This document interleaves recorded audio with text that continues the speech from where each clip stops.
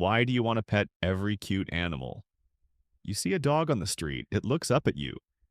Big eyes, soft face, tiny movement of the head, and before you even think, your hand already wants to reach out. You want to touch it. You want to scratch behind its ears. You want to feel the fur under your fingers. But the real answer is far stranger. Because that feeling is not just a love of animals. It is not just personality. It is not just because you are a dog person or a cat person or someone who likes cute things. That urge comes from something much older. Something buried deep inside the mammal brain. When you see a soft, warm, harmless-looking creature, your brain does not simply say, "That is cute." It says something closer to this.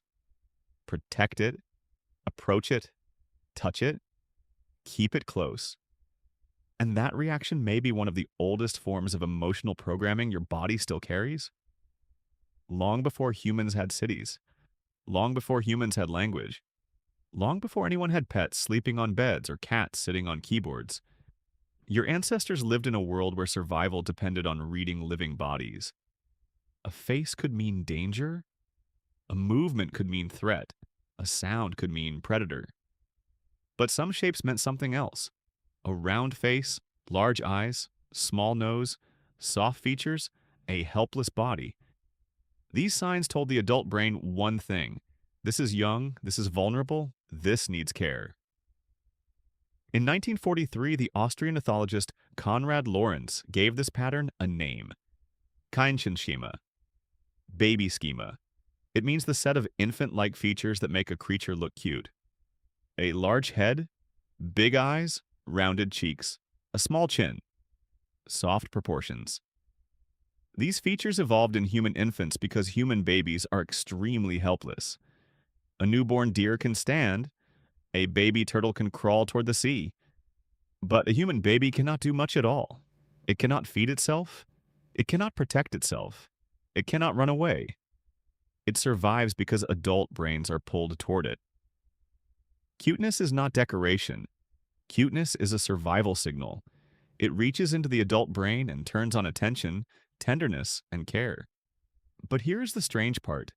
Your brain is not perfect at checking species. When a puppy looks at you with round eyes and a soft face, your brain does not pause and say, "Wait, this is not a human infant. This is a different mammal." Instead, the ancient caregiving system reacts first. The logic comes later. That is why a kitten can make you speak in a softer voice. That is why a puppy can make a serious adult suddenly melt. That is why a fluffy animal can hijack your attention faster than a sentence, a warning, or even your own plan for the day. Your brain sees the pattern, and the pattern is powerful, but seeing the animal is only the beginning. The real spell begins when you touch it. Human skin is not just a covering, it is an emotional organ.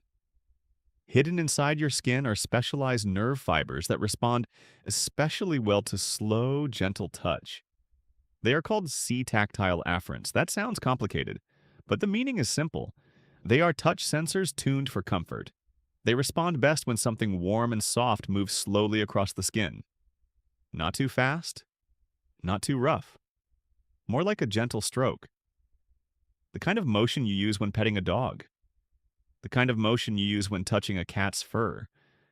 The kind of motion a parent uses when calming a child. When you stroke soft fur, your hand is not just collecting texture. It is sending safety signals into your nervous system.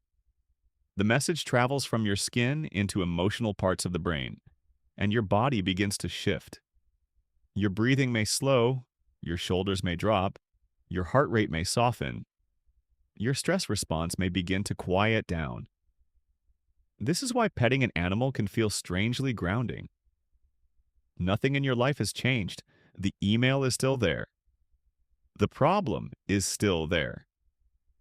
The difficult conversation may still be waiting, but for a few seconds your nervous system receives a message older than language.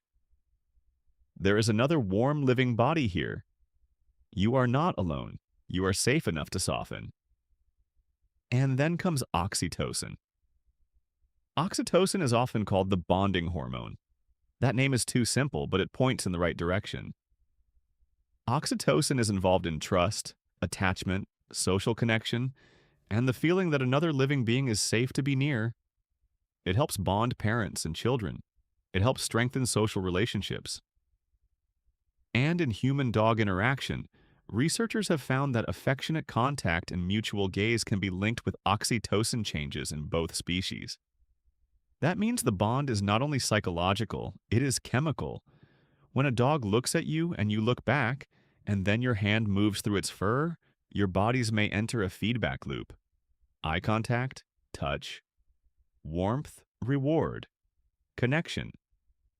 The dog relaxes, you relax. The dog seeks more contact,